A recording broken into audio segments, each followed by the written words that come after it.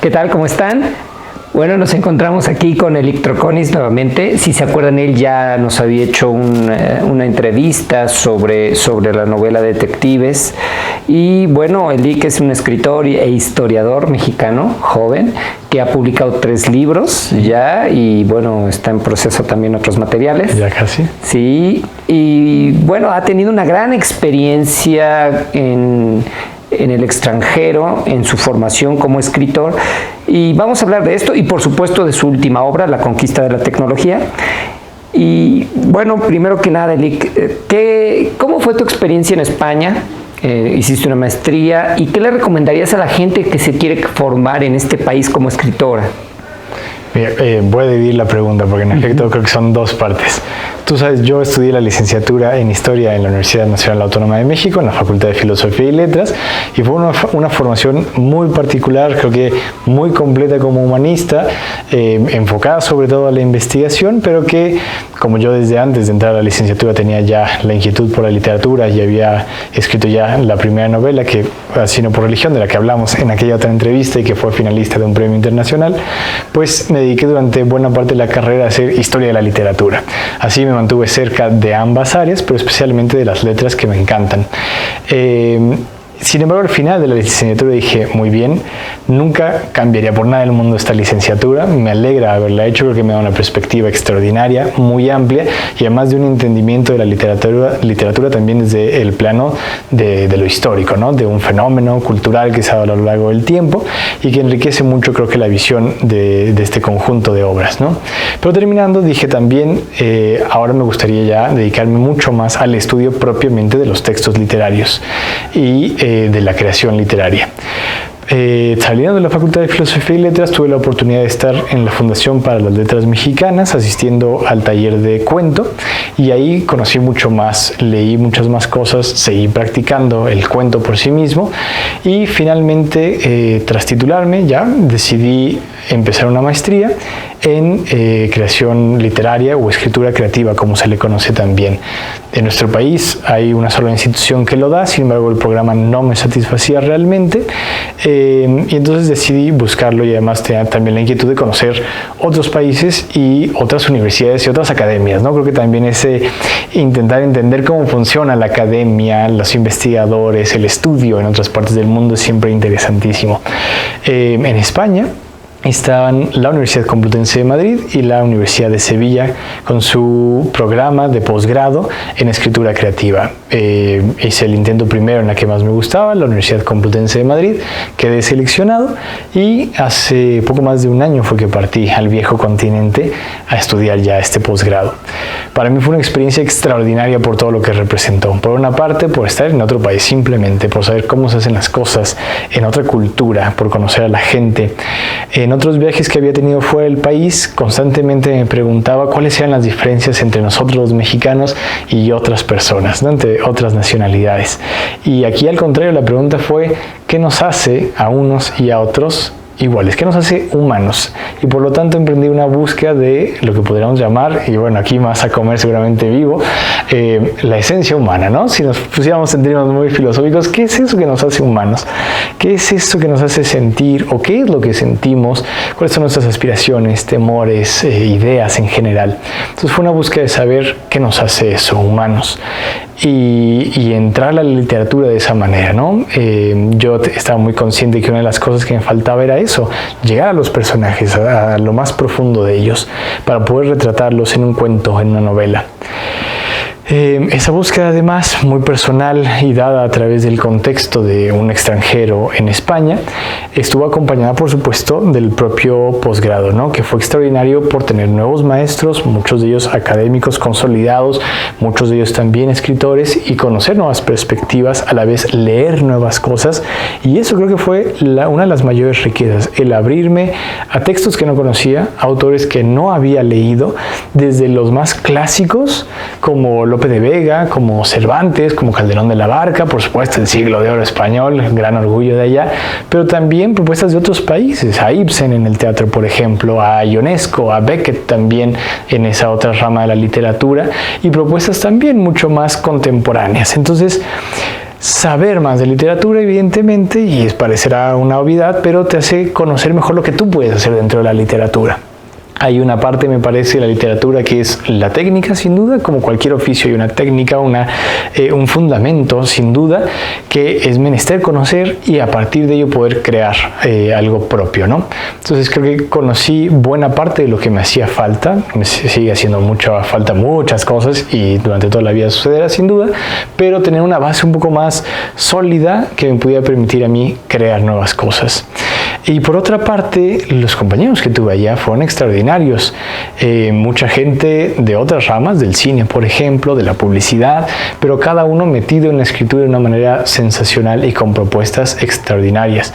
Era muy enriquecedor además de que cada uno de nosotros venía de lugares distintos. Si bien había otras 2 mexicanas en el mismo posgrado y evidentemente muchos españoles, también había gente de Ecuador, de Colombia, de Argentina, y conocer sus lecturas, sus autores preferidos o lo que se estaba haciendo en su país en ese momento era decir, vaya, esto también puede funcionar, esto es muy interesante, este acercamiento también presenta ciertas herramientas o distintas posibilidades. Entonces, conocer más tanto de la tradición como de lo nuevo y además tener un grupo de extraordinarios amigos muy metidos en la escritura, muy críticos además con lo que cada uno de nosotros escribía, enriqueció muchísimo esa formación. Creo que fue realmente un conjunto de experiencias, el simple hecho de estar en otro país, conocer mucho más literatura, tener grandes maestros, tener grandes amigos y a la vez grandes críticos de lo que estaba haciendo.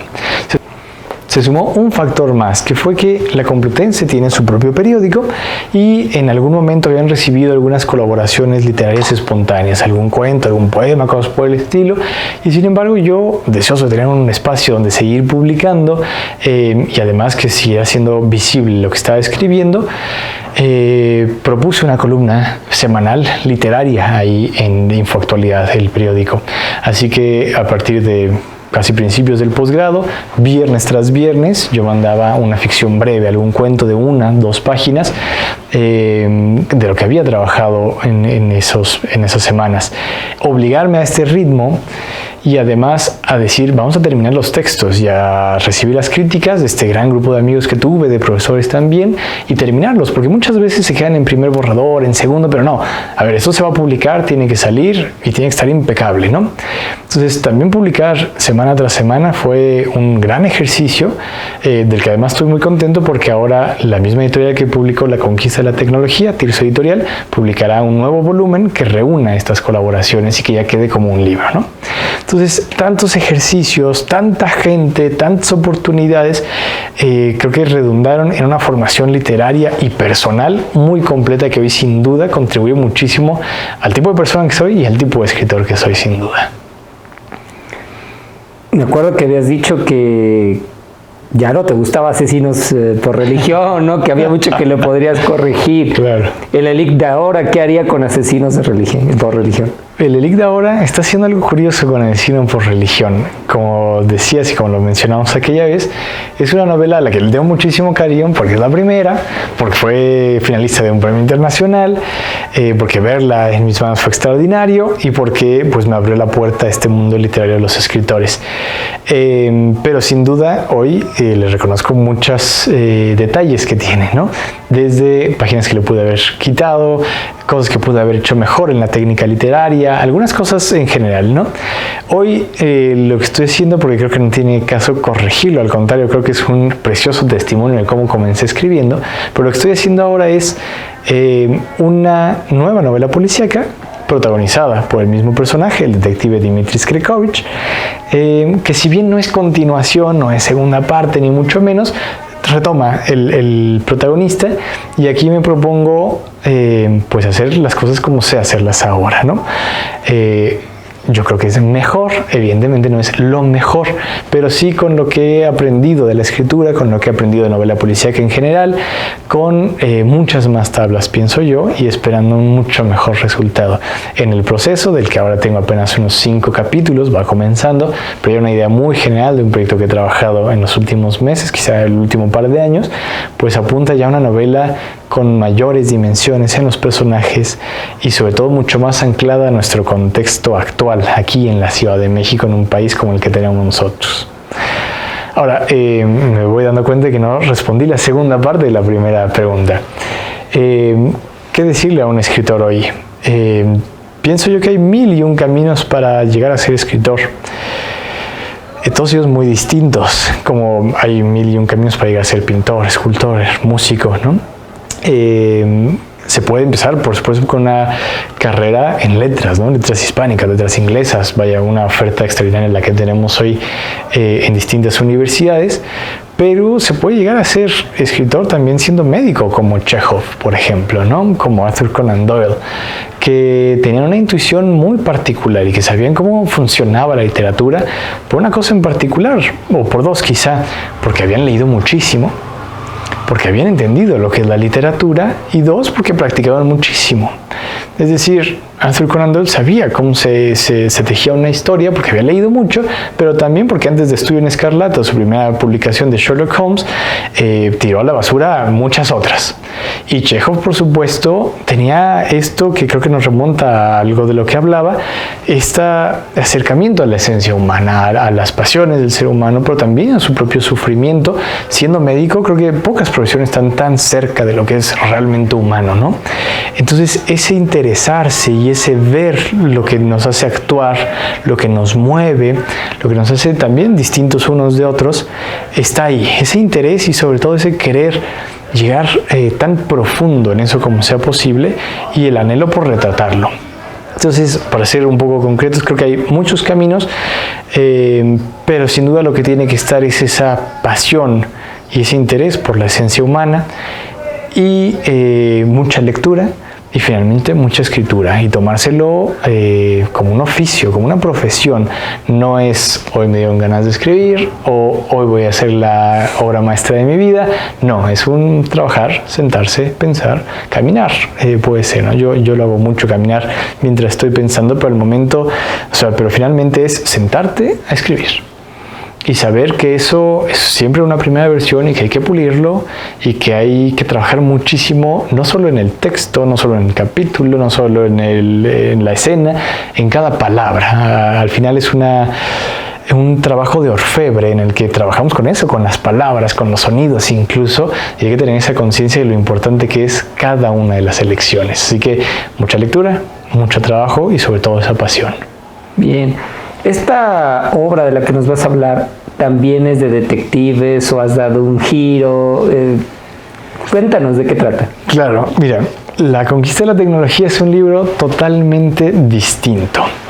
Después de escribir Asesino por religión, dije voy a tomar un descanso de tanto detective, de tanta sangre, de tanto enigma, y me fui por otros derroteros. Entre ellos, este libro es una novela corta que parte de una pregunta. ¿Qué sucedería? Te lo pregunto a ti, se lo pregunto a todos los que nos ven. ¿Qué sucedería si ya tuviéramos una plataforma electrónica en la que pudiéramos encontrar todos los textos del mundo? Libros, revistas, periódicos, folletos, documentos de archivo, todo. ¿Qué sucedería si estuviera esta plataforma y cualquier persona pudiera encontrar cualquier texto en cualquier momento desde cualquier lugar? Las preguntas parecen muy sencillas, ¿no? Y claro, tenemos ya algunos adelantos de esto. Google Books, por ejemplo, la plataforma, ¿no? Algunas otras bibliotecas enormes que ya hay en Internet, pero que no se ha podido consolidar el proyecto por muy diversos motivos, especialmente por motivos de mercado, comerciales, ¿no? Porque claro, ¿quién va a pagar las regalías? ¿Quién va a ordenar toda la producción? Etcétera, etcétera, ¿no? Pero esa es la pregunta. Cuando ya porque hoy ya tenemos la capacidad tecnológica para hacerlo, lo podríamos hacer sin mayor problema. ¿Qué sucederá cuando, además de la capacidad tecnológica, se concreten todos los esfuerzos para hacer esto? Es una novela satírica que intenta ir deambulando, zigzagueando por el qué pasaría. Primero, ¿quién se encargaría de esa decisión? Así que yo parto de una discusión en la Organización de los Países Unidos en la que se habla de qué bueno o qué malo sería. Por supuesto, el discurso es siempre que esta biblioteca digital universal nos llevaría al progreso, al culmen ya de la civilización. Y entonces pasan, por ejemplo, el delegado de la Organización Internacional de la Salud, el delegado de la Organización Internacional de la Cultura, todos a dar su discurso y decir, claro, esta es la mejor idea, tenemos que hacerlo, nos va a llevar al progreso que hemos buscado durante toda la vida.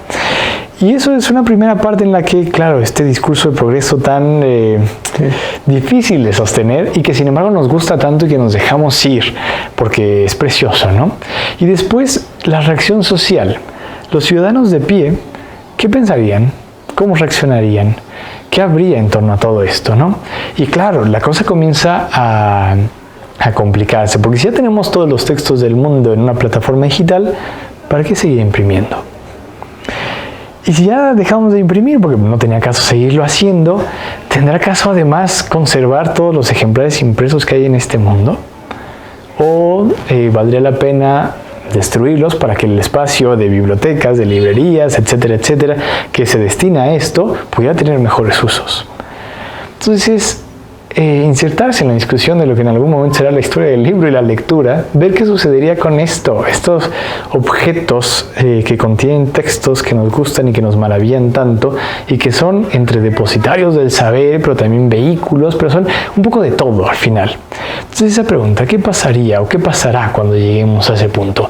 Riéndonos tanto del acercamiento político como de la reacción social y de las posibilidades tecnológicas que todo esto podría representar. Es además un libro al que yo tengo especial afecto. Lo comencé a escribir a mitad de la carrera a partir de 2015 y cobró vuelos muy distintos. Inicialmente iba a ser un cuento y yo sabía solo el final, pero cobró vuelo, se convirtió en esto, una novela corta, y al momento de presentarlo a José Nava, el editor de Tirso Editorial, él lo pensó todavía con vuelos mucho más allá, e hicimos de esto un libro ilustrado, un libro que además ha abierto sus puertas en distintas escuelas donde se utiliza ya por alumnos, que por supuesto es siempre extraordinario ver un libro de estas características, de distintas maneras, ilustrado y con un tema tan cercano, porque por supuesto hoy que se lee cada vez menos, leer un libro sobre la desaparición de los libros es hasta provocador, ¿no? Lo presentamos por primera vez allá mientras yo estaba en Madrid, en la biblioteca Juan Rulfo del Fondo de Cultura Económica. Eso ya fue para nosotros extraordinario. Está de venta, por supuesto, allá en Madrid. Y recientemente, cuando yo volví de España, lo presentamos, por supuesto, aquí. E incluso estaremos dentro de unos días, el último miércoles de noviembre de 2019, presentándolo también en el Museo Nacional de la Acuarela, allá en Coyoacán, en la Ciudad de México, para festejar que pues este libro sigue con vida y más vivo que nunca. Bien, qué bueno que tocas este tema y te voy a hacer tal vez unas preguntas que, si bien no son del libro, conectan con él y me gustaría escuchar tu opinión. Por un lado, pues está como el beneficio ecológico de suprimir el libro en este formato físico. ¿Qué opinas de este lado ecológico y qué opinas un tanto de que la desaparición del libro como formato no implica la desaparición de los textos como tal? Claro, eso es súper importante, la distinción entre el libro, que es eso, un formato, y el texto que contiene, ¿no? Al final esos son los libros, contenedores de textos. Y vaya, la historia es antiquérrima en este aspecto, porque claro, pasamos de las tablillas de cera quizá, el tallado en piedra, las tablillas de cera, posteriormente el rollo, ya fuera en papel, en pergamino o en pergamino o en piel de algún animal, hasta tenerlo ya como lo conocemos hoy, un libro, un códice, como es el nombre tradicional, que es eso, ¿no?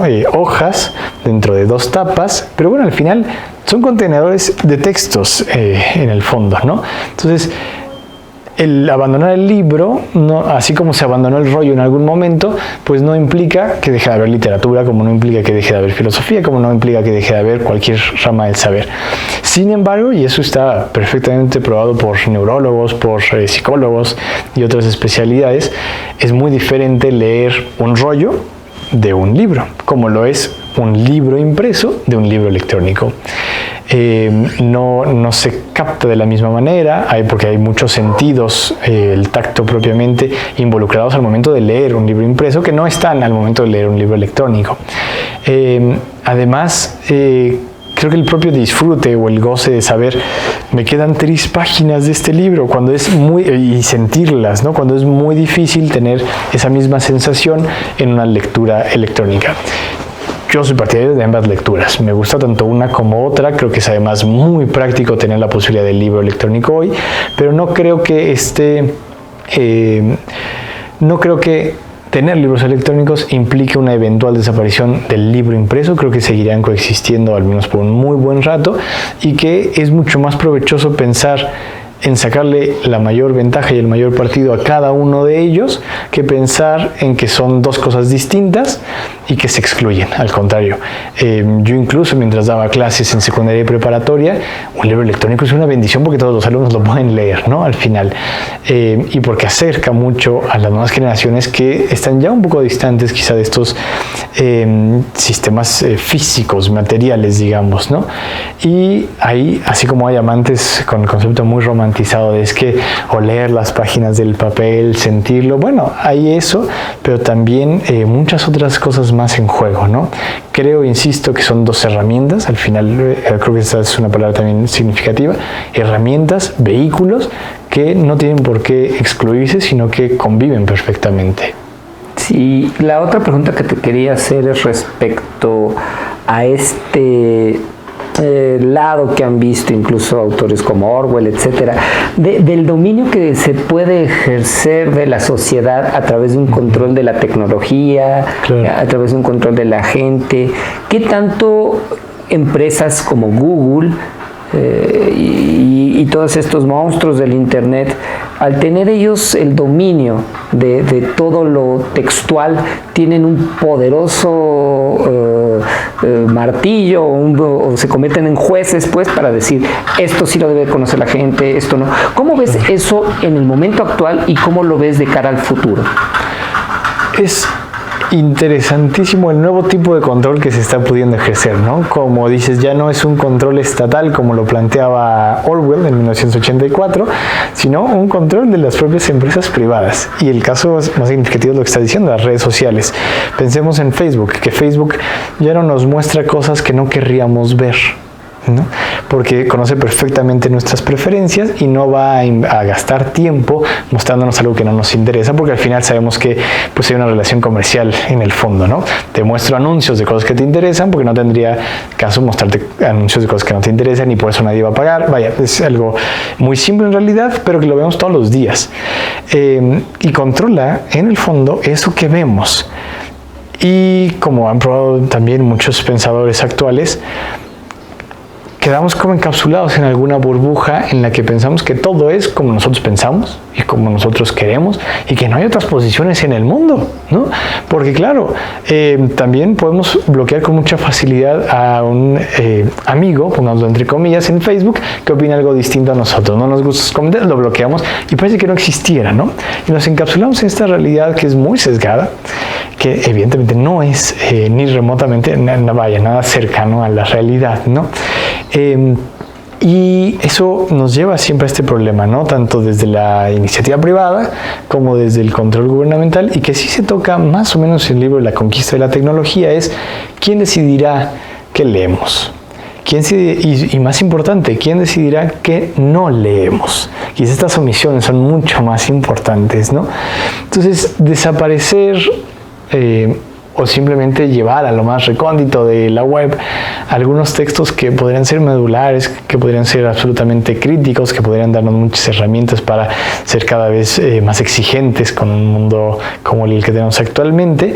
Si desaparecieran, ¿qué sucedería con todas esas bases, tanto teóricas, hasta teológicas, podríamos pensar, que nos permiten insertarnos en cierto tipo de pensamientos?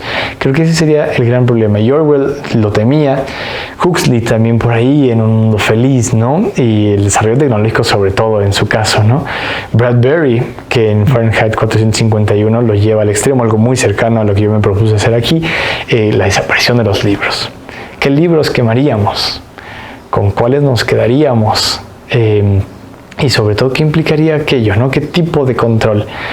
Y vaya, hay quemas de libros históricas, ¿no? En el régimen nazi y muchos otros, incluso mucho más cercanos a nuestra época. Pero pensar eso, ¿quién va a decidir? y cómo reaccionaremos nosotros a esa decisión. Es más, nos daremos cuenta de esa decisión, y si nos damos cuenta, ¿cómo reaccionamos? Si reaccionamos negativamente, ¿cómo protestaremos? Este libro, creo que más que una crítica contra el libro electrónico, cosa que no es en realidad una crítica contra la reacción social que usualmente tenemos ante los grandes fenómenos que están enarbolados o que están bajo el amparo de la idea del progreso, ¿no? Cuando escuchamos es que esto va a ser mejor nuestra vida, qué fácil nos vamos con la marea, ¿no? Entonces es eso, pensar nos daríamos cuenta de lo que está sucediendo, las voces que se den cuenta van a ser escuchadas, y si nos damos cuenta, ¿cómo vamos a reaccionar? Claro. Sí, muchas veces se tiene un gran optimismo hacia la tecnología. A veces también lo vemos con mucho terror y consideramos que es el gran Satán. ¿Tú qué posición tomas respecto a este mundo contemporáneo que claramente, creo, en el futuro va a ser determinado por esta gran revolución tecnológica del Internet y todo lo que implica? ¿Cómo ves este mundo? ¿Qué nos está aportando bueno? ¿Qué nos está aportando malo? ¿Si es un Satán, si es un Dios o tiene un poco de ambas? Sí, es una preguntota. Sí, la pregunta del $1.000.000. Y para salir en primera plana en cualquier diálogo, si alguien con mucha mayor autoridad lo dijera, ¿no? Creo que el problema empieza ahí, ¿no? En que usualmente lo planteamos como una dicotomía entre es Satán o es la gran salvación, la gran panacea. Creo que el ejemplo del libro es muy significativo, ¿no? No es ni uno ni otro, es una herramienta. Y habrá que tener mucho cuidado, ¿no? Digo, afortunadamente los filósofos y quienes se dedican sobre todo a la ética ponen de vez en cuando el énfasis en, bueno, haber cuidado con todo esto, ¿no? Sin duda puede conducirnos a este lado, pero con las precauciones debidas. Y creo que muchas veces nos sucede eso, lo vemos todos los días. A ver, un ejemplo burdo que escuchamos siempre, el celular, ¿no? Qué útil es para comunicarnos con quien está lejos, pero cuánto nos separa de quien está cerca. Sí, insisto, burdo, pero creo que muy significativo en el sentido de que nos hace ver que herramientas que son utilizadas o que son pensadas al menos en un origen con fines muy positivos y que nos podrían llevar a grandes ventajas, de pronto perdemos de vista para qué eran. Porque vaya, sigamos con ese ejemplo, ¿no? El celular que inicialmente era para hablar, pues hoy lo que menos hacemos es hablar, ¿no? Ya es raro, y yo creo que es una especie en peligro de extinción quien toma el teléfono y le marca a alguien más, ¿no? Creo que en ese sentido nos aleja de algunas cosas que parecieran básicas como la comunicación humana, por haber perdido de vista el sentido que tenía originalmente, ¿no? Creo que Internet en general nos acerca a muchas posibilidades súper ricas que nos podrían llevar a muchísimas cosas muy interesantes y sin duda en favor de un desarrollo, digámoslo, humano en muchos sentidos, pero utilizado siempre con sus debidas precauciones, ¿no? Pienso hoy algo muy interesante que quedaría para otra entrevista con alguien más aquí en tu canal, cómo desapareció el tiempo de ocio, ¿no? Hoy ya no tenemos tiempo libre porque siempre está la posibilidad de hacer algo, porque en el celular podemos adelantar trabajo, podemos hacer tarea, podemos leer un libro, podemos ver un video, tenemos 20.000 chats en WhatsApp que hay que contestar, el jefe nos puede contactar, nosotros podemos entrar en Netflix y ver una película. O sea, ya no hay un momento en el que no tengas nada que hacer, ya siempre tenemos algo que hacer, potencialmente cuando menos, ¿no?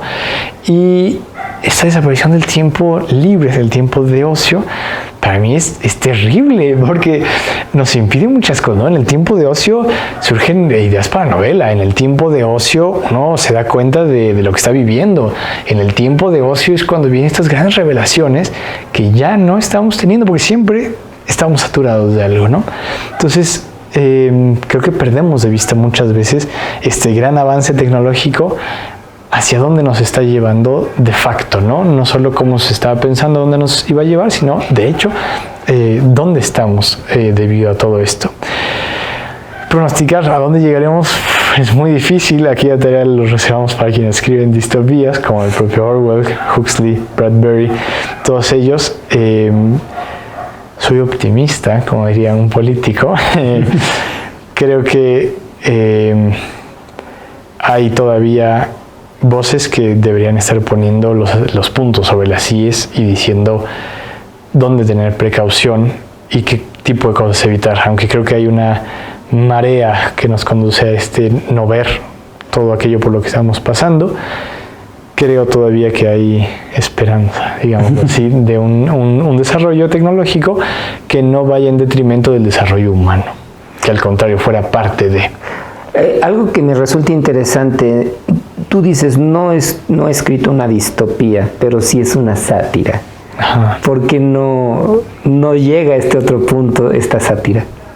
Claro. Ok, quizás se quede a la mitad de camino entre uno y otro, ¿no? ¿Por qué decir que no es una distopía?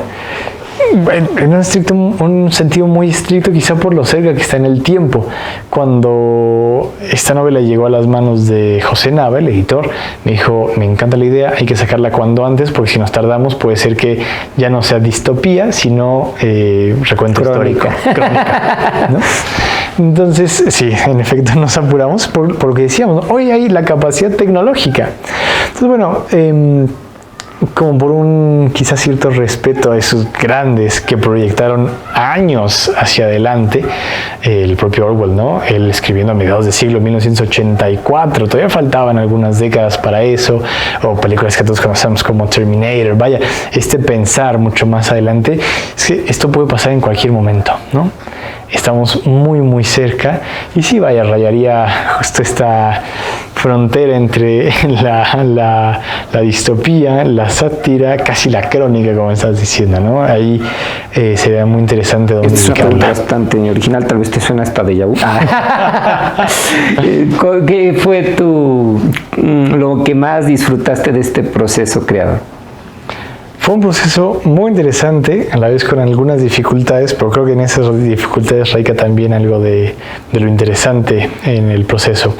Te decía, es un libro que yo terminé de escribir en 2015, quedó revisado ya en 2016, pero fue hasta 2 años después que envié el manuscrito, después de enviarlo a otras tantas editoriales, a Tirso Editorial.